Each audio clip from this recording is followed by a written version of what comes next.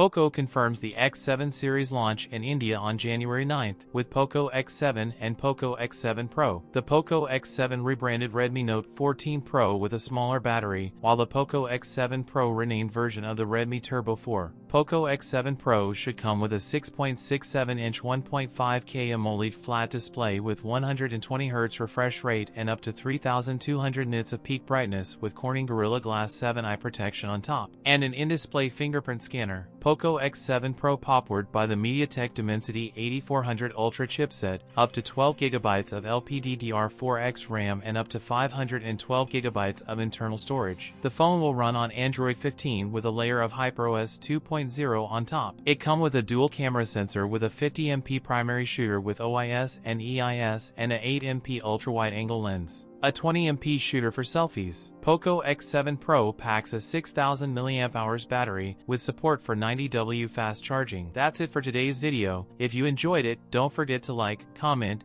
and subscribe for more content. Thanks for watching, and I'll see you in the next one.